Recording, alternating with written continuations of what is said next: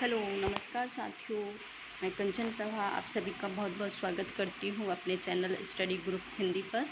तो सबसे पहले मैं उन सभी साथियों को, उन सभी छात्रों को बधाई देना चाहती हूँ। उन लोगों को बहुत बहुत बधाई कि उनकी मेहनत, उनका उम्मीद थोड़ी सी सामने आई और सरकार ने जैसा कि विज्ञापन जारी कर दिया है। जो लोग टीजीटी पीजीटी की तैयारी कर रहे थे और बहुत दिनों से इसका विज्ञापन होने का प्रोसेस चल रही थी, लेकिन बहुत सारी अटकलें आ रही थी, बहुत सारी वजह, बहुत सारी इश्यूज़ थे। इसी वजह से अभी तक विज्ञापन नहीं जारी हो पाया था। जैसा कि पहले तो 2021 से ही इसकी प्रोसेस चली आ रही थी कि अब होता है जारी, अब होता है, लेकिन नहीं हो पाया। लेकिन कोई बात नहीं है, आप लोग होपलेस ना हों, अपनी उम्मीद को ना छोड़ें और अपने काम पर फोकस करें, अपने काम पर कॉन्संट्रेट रहें। तो जैसा कि सरकार के द्वारा विज्ञापन जारी हो चुका है, जो लोग तैयारी कर रहे हैं वो लोग अपनी तैयारी में बस जुट जाएं। आज से ही बस वेट ना करें किसी चीज़ का कि भाई अब विज्ञापन जारी हो गया तो एग्ज़ाम डेट आएगी, ये कुछ भी नहीं सोचना है। बस अपनी तैयारी में लग जाना है आज से ही।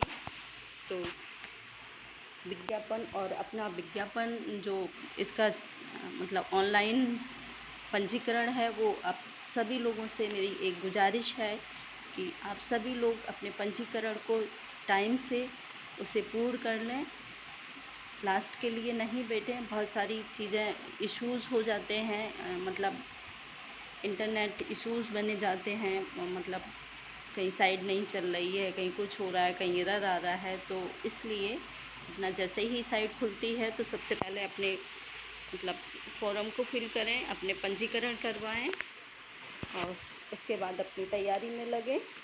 तो पंजीकरण 9 तारीख से स्टार्ट हो रहा है, 9/6/2022 से, और शुल्क जमा करने का जो तिथि है वो भी 9/6/2022 रखा है इन्होंने। और इसके बाद जो लास्ट है ऑनलाइन आवेदन की अंतिम तिथि है पंजीकरण की, वो 3/7/2022 रखा है। तो आप लोग डेट को ज़रूर अपने ध्यान में रख के काम करें। और ऑनलाइन शुल्क जमा करने की अंतिम तिथि 6/7/2022 है और सबमिट करने की जो तिथि है, लास्ट सबमिट करने की अंतिम तिथि है, वो है 9/7/2022। तो ये तिथि है, आप लोग इनको ध्यान में रखकर अपने पंजीकरण को टाइम से पंजीकृत कर दें। इसके साथ ही नेक्स्ट हमारा दूसरा पॉइंट है, जो महत्वपूर्ण निर्देश हैं वो हैं कि अभ्यर्थी द्वारा चयन बोर्ड की वेबसाइट पर, ये वेबसाइट दी हुई है चयन बोर्ड की, www.upsessb.org पर ऑनलाइन आवेदन किया जाएगा।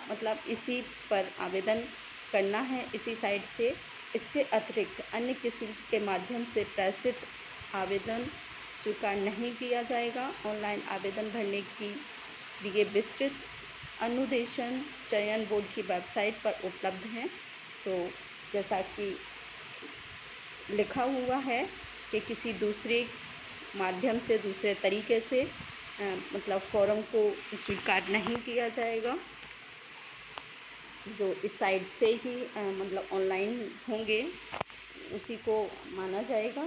इसके साथ दूसरा जो पॉइंट है वो है, विज्ञप्ति पदों की संख्या घट या बढ़ सकती है। जैसा कि आप सभी लोगों ने खुशी की लहर थी, लेकिन जब वैकेंसी को देखा तो सिर्फ 4,161 हैं, बहुत ज़्यादा मायने नहीं रखती हैं ये। इसके लिए कभी तो कह रहे थे 29,000 आने वाली हैं, कभी 27,000 और कभी 7,000, और आज जब विज्ञापन निकाला तो सिर्फ 4,000 का निकाला है। तो ये बहुत ही शौक चीज़ है। तो आप लोग इस चीज़ को ध्यान रखें कि इसकी जो संख्या है पदों की, वो घट भी सकती है और बढ़ भी सकती है। तो ये थोड़ा सा हम लोगों के लिए नाउम्मीद चीज़ है कि जितना कहा था उतना तो कम से कम निकालते। इसके साथ ही भाषा संबंधी प्रश्न पत्र, जो तीसरा पॉइंट है इसका, वो है कि भाषा संबंधी प्रश्न पत्र उसी भाषा में होंगे तथा हिंदी का प्रश्न पत्र हिंदी में, संस्कृत का संस्कृत में, उर्दू का उर्दू में और अंग्रेजी का अंग्रेजी में। तो इस चीज़ को आप लोग ध्यान रख लें। इसके साथ ही नेक्स्ट दूसरा पॉइंट है हमारा,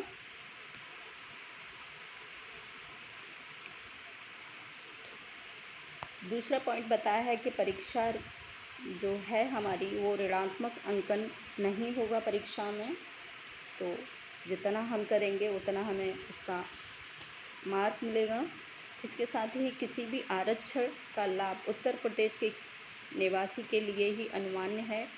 आर्थिक रूप से कमज़ोर वर्ग EWS के अभ्यर्थी को 10% का आरक्षण है। कि ये कहा है कि जो ये वैकेंसी हैं वो सिर्फ़ और सिर्फ आरक्षण है वो सिर्फ यूपी के लोगों को ही मिलेगा। इसके साथ ही जो आर्थिक रूप से जो कमज़ोर वर्ग है यानी कि EWS, उनको 10% का आरक्षण देने का कहा है।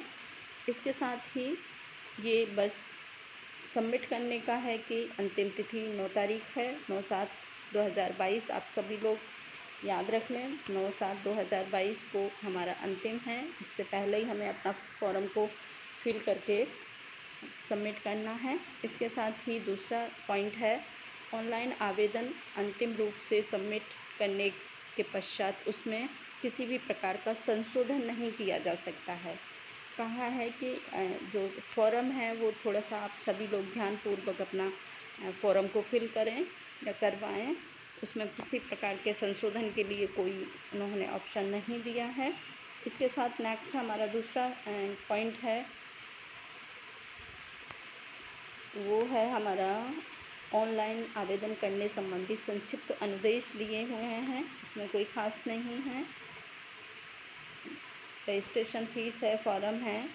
इसके साथ ही नेक्स्ट हमारा दूसरा है, फ़ीस आप सभी लोगों को पता चल गया होगा कि कितनी है। इसमें जो पहली फ़ीस है, फ़ीस का है कि अनारक्षित वर्ग यानी कि सामान्य वर्ग के जो अभ्यर्थी हैं उनको 700 रुपये देने पड़ेंगे और प्लस 50 रुपये पंजीकरण के, तो 750 रुपये हमारा कुल मिला के हो रहा है। इसके बाद EWS वालों को 600 रुपये, 10% की इनको मतलब छूट दी हुई है, आरक्षण दिया हुआ है और 50 रुपये इनके उसके हैं पंजीकरण के, 650 रुपये हैं। इसके बाद अन्य पिछड़ा वर्ग 700 रुपये है, 50 रुपये उसका है। अनुसूचित जाति 400 रुपये प्लस 50 रुपये यानी कि 450 रुपये। अनुसूचित जनजाति के लोग हैं उनको 200 रुपये है प्लस 50 रुपये और 250, टोटल 250 रुपये हैं फ़ीस। इसके साथ ही स्वतंत्रता सेनानी और इनको शुल्क नहीं देनी पड़ेगी। इसके साथ ही नेक्स्ट हमारा दूसरा पॉइंट है,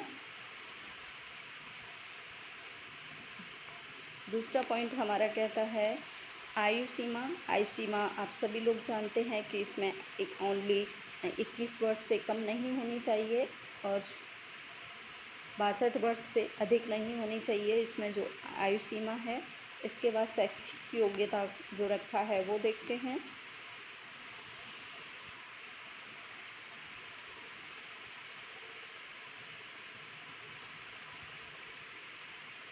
परीक्षा केंद्रों के साथ ही हमारा एक दूसरा पॉइंट और है इम्पोर्टेंट, कि इसमें जो परीक्षा केंद्र हैं वो हमारे जनपद जहाँ के अभ्यर्थी हैं वो जनपद जिस जनपद के हैं उसी जनपद में उसका परीक्षा केंद्र बनाया जाएगा प्रत्येक ज़िले में। और पहले मंडल में होता था, लेकिन अब इनका जो पिछले साल की से हम सरकार ने स्टार्ट कर दिया है कि परीक्षा केंद्र जो हैं कि जनपद में, प्रत्येक जनपद में बनाए जाते हैं। तो वैसा ही है कि प्रत्येक जनपद में इनका परीक्षा केंद्र होगा। इसके साथ ही नेक्स्ट हमारा दूसरा है पॉइंट, भर्ती की प्रक्रिया आप सभी लोग जानते हैं। जो TGT की है वो लिखित मार्क की है, टोटल 450 मार्क्स का हमारा ये पेपर होता है 500 का। तो इसमें पूरा 125 प्रश्न होते हैं और पूरा हमारा लिखित परीक्षा पर आधारित होता है हमारा जो चयन प्रक्रिया है। और पीजीटी का 85 क्वेश्चन प्रतिशत का हमारा पेपर होता है और जो 15% है वो हमारा इंटरव्यू में चला जाता है। तो 15% का इंटरव्यू यानी कि 50% का इंटरव्यू कर देते हैं ये लोग। इसके साथ ही नेक्स्ट हमारा दूसरा पॉइंट है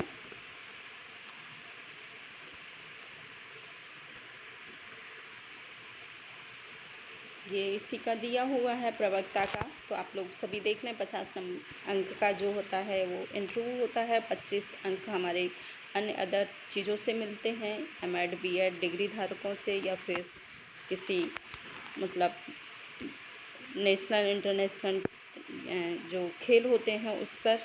इसके साथ ही नेक्स्ट हमारा दूसरा है समय अवधि 2 घंटे की होती है, सभी जानते हैं। परीक्षा केंद्र हमने बता दिया है। इसके बाद प्रश्न का स्वरूप हम बहुविकल्पी होता है और बाकी कुछ नहीं है इसमें।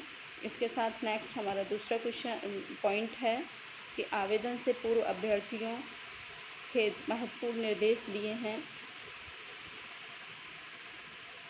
इसमें भी कोई ख़ास चीज़ नहीं है, जो बताया है वही है कि अभ्यर्थी अहर्य होने के संबंध में चयन बोर्ड का निर्णय अंतिम होगा। ये कोई बात नहीं है, अर्हता पहले ही हमने बता दी थी आप सभी लोगों को। इसके साथ ही नेक्स्ट हमारा दूसरा पॉइंट देखते हैं। ये फॉर्म दिया हुआ है, इसके अकॉर्डिंग हमें फॉर्म फिल करना है ऑनलाइन।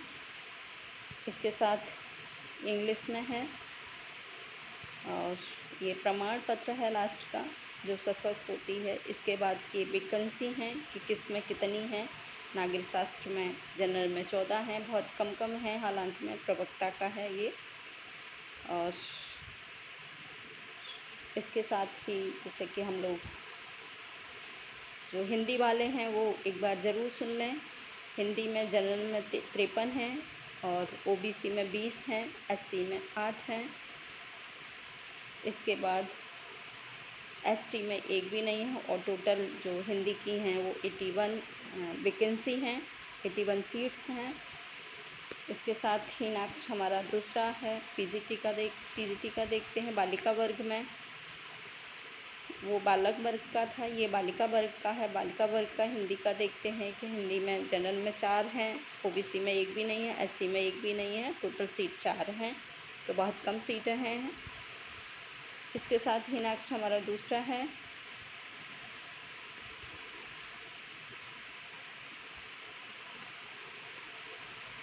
ये इसकी अर्हता है हिंदी की टीजीटी की। तो हिंदी वाले जो अभ्यर्थी हैं वो एक बार देख लें। हिंदी में एमए एवं संस्कृत के साथ बीए तथा शास्त्रीय परीक्षा राजकीय संस्कृत कॉलेज वाराणसी या फिर संपूर्णानंद वाराणसी से हो। इसके साथ ही दूसरा है प्रशिक्षण योग्यता वरीयता या फिर राजज्ञा संख्या ये तो ये इसको बताया है। इसके साथ ही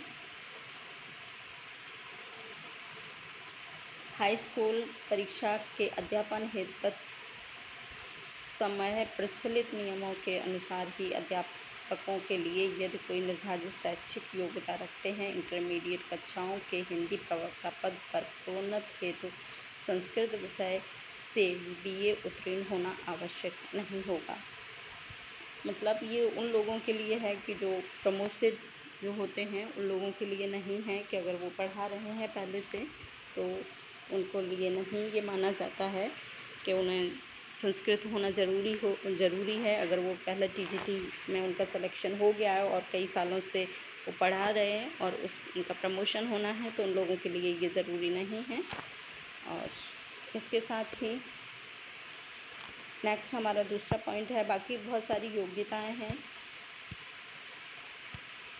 आप सभी लोग तो ऐसा ये है नियम। तो आज इतना ही और आप सभी लोगों को समझ आ गया होगा अपना आवेदन पंजीकरण करने के लिए और किसी को अगर थोड़ा भी डाउट होता है तो प्लीज़ हमको कमेंट करके ज़रूर बताएं, मैं पूरा उसको क्लियर करने की कोशिश करूँगी।